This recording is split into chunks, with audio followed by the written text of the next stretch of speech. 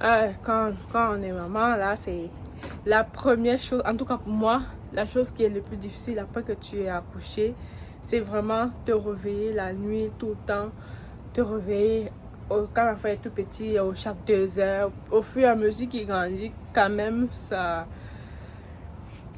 évolue, mais on a vraiment hâte de pouvoir comme se coucher et dormir au moins 4, 5 heures ou 6 heures, voire même toute la nuit. C'est sûr que quand on est maman ou bien quand on devient parent, les choses changent, on ne peut plus vraiment se coucher et se lever quand on veut parce que les enfants ont toujours des petits bobos qui vont nous pousser à nous réveiller. Mais il y a un moyen d'accompagner nos enfants, d'aider nos enfants à passer à travers. Fait que tu l'auras compris, ce matin, le thème de la vidéo, c'est pourquoi mon enfant se réveille toujours la nuit, tout le temps.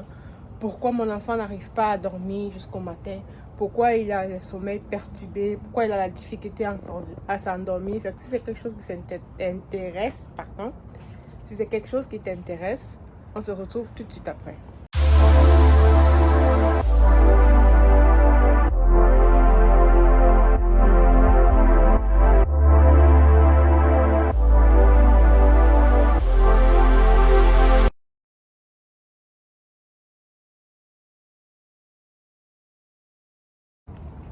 Fait que c'est ça.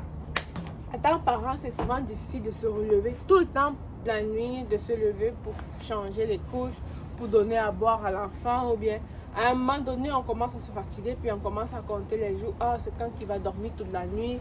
Ah, c'est quand qu'il va pouvoir faire ses nuits.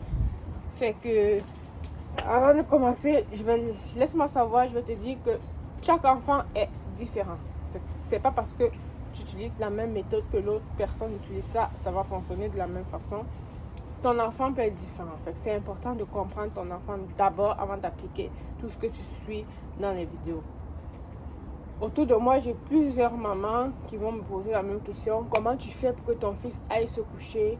Comme quand c'est l'heure du dodo ou bien l'heure des siestes, il se couche tranquillement et tout. Comment tu fais? C'est quoi la méthode? Et tout.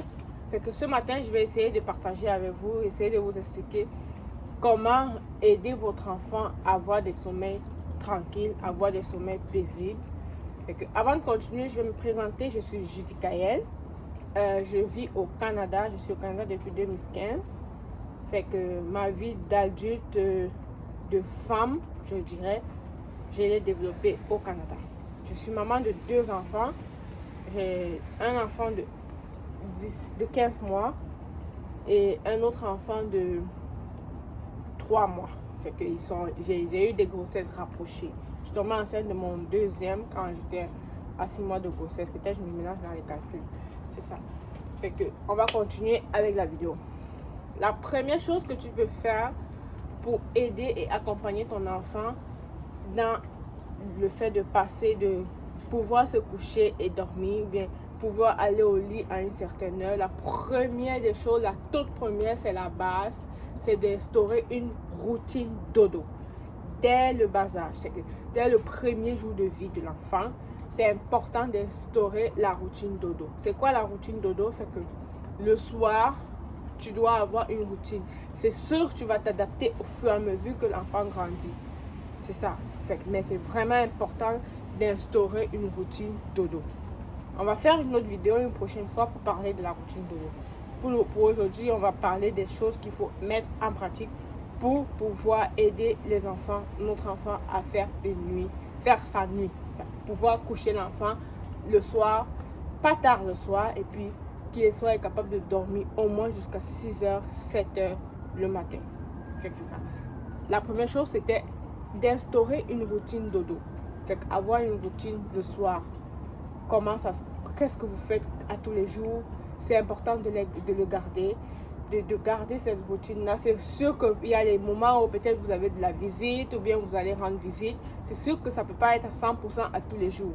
Mais avoir une routine dodo quand vous êtes à la maison et avoir une routine dodo quand vous avez la visite à la maison et une autre routine dodo lorsque vous allez rendre visite à quelqu'un d'autre. Dans un deuxième temps que vous devez faire avec votre enfant, c'est éviter les activités trop stimulantes à partir d'une certaine heure. Quand je dis les activités trop stimulantes, c'est comme à partir de 6 heures le soir, je dirais donc comme 18 heures, c'est important d'éviter les activités stimulantes. Comme c'est mieux de faire les activités plus calmes, baisser le son de la télé. C'est juste le temps que les enfants passent ces 2 heures-là, puis aillent se coucher. Puis après, entre adultes, vous pourriez peut-être continuer ce que vous êtes en train de faire. Mais c'est vraiment, quand je dis entre adultes, c'est vraiment quand vous êtes avec le cocon familial. C'est sûr, quand il y a la visite, c'est pas la même chose. On est d'accord, c'est ça. Évitez les activités stimulantes avant le dodo. Je dirais maximum 2 à 3 heures avant le dodo. Évitez les activités stimulantes. La troisième des choses que vous pouvez appliquer aussi, c'est de se rassurer que votre enfant a bien mangé avant d'aller se coucher. Fait que j'ai dit bien manger. C'est sûr quand on est adulte, on dit oh non, c'est pas bon de manger tard la nuit. Oh non, allez, c'était non. Non, les enfants ont besoin de se nourrir. C'est pas le moment de commencer les régimes. C'est sûr si vous avez un enfant qui a un surpoids, ça c'est autre chose. On parle d'un enfant normal. Il a besoin de se nourrir. Fait que s'il va au lit avec le ventre vide, rassurez-vous que la nuit, il va pas pouvoir dormir comme il faut. Il va se réveiller. Nous, en tant qu'adultes, il y a les nuits où tu te lèves pour aller manger. Ne me dites pas que c'est faux parce que je suis sûre que, je dirais 99%, pour ne pas dire 100%, ici, en tant qu'adulte, on s'est déjà levé au moins une fois chaque année pour aller à la cuisine chercher de quoi manger, soit un verre de lait, soit un verre de jus, parce qu'on sent le creux. Fait que pour un enfant, il est dans son berceau, il ne peut pas sortir du lit, et même s'il sort du lit, il ne peut pas aller dans la cuisine se servir tout seul. Fait que il va se mettre à pleurer. Fait que le donner à manger suffisamment. La quatrième chose que vous pouvez appliquer comme routine. La quatrième chose que vous pouvez appliquer comme routine, c'est d'avoir une heure. Quand je dis une heure, une intervalle d'heure où c'est l'heure du dodo.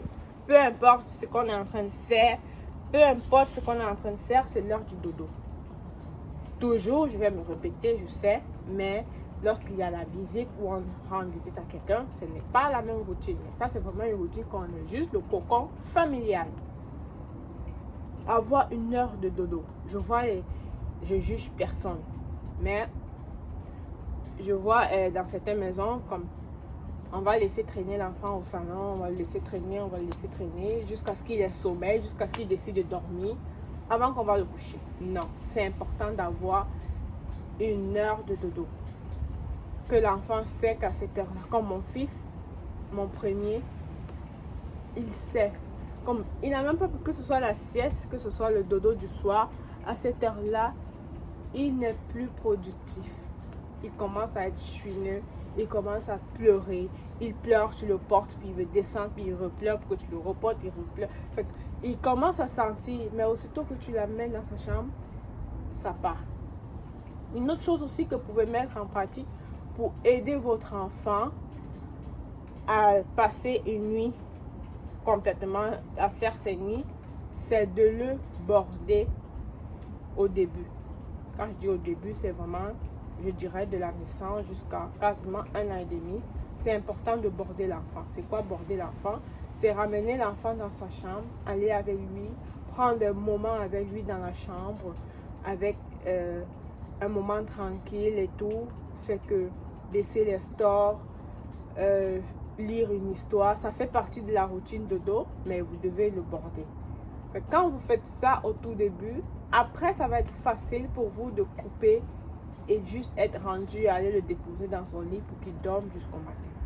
Fait que ça, c'était la fin de ma vidéo. Fait que merci d'avoir écouté.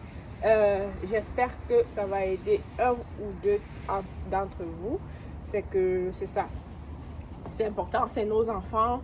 On les met au monde, c'est nous les adultes. C'est sûr que parfois, ils sont pas parfois, le plus souvent, les enfants, ils ne sont pas capables d'utiliser les mots pour exprimer ce qu'ils veulent. Ils vont plus utiliser les actions, c'est-à-dire les pleurs, les cris, il va être agressif et tout.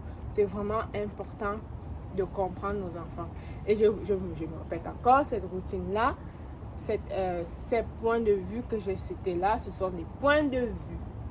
C'est des choses que j'ai observées pour moi et que j'ai parlé autour de moi, ou bien que j'ai parlé avec d'autres mamans qui me disent que oui, son fils fait ses nuits parce que c'est ça qu'elle applique. Et quand j'ai regardé, c'est presque pareil. Fait que je me suis dit que ce matin, je vais partager ça avec vous. Fait que j'espère que c'est une vidéo qui a été intéressante. Merci d'avoir regardé. On se retrouve une prochaine fois pour une autre vidéo. Bisous, bye.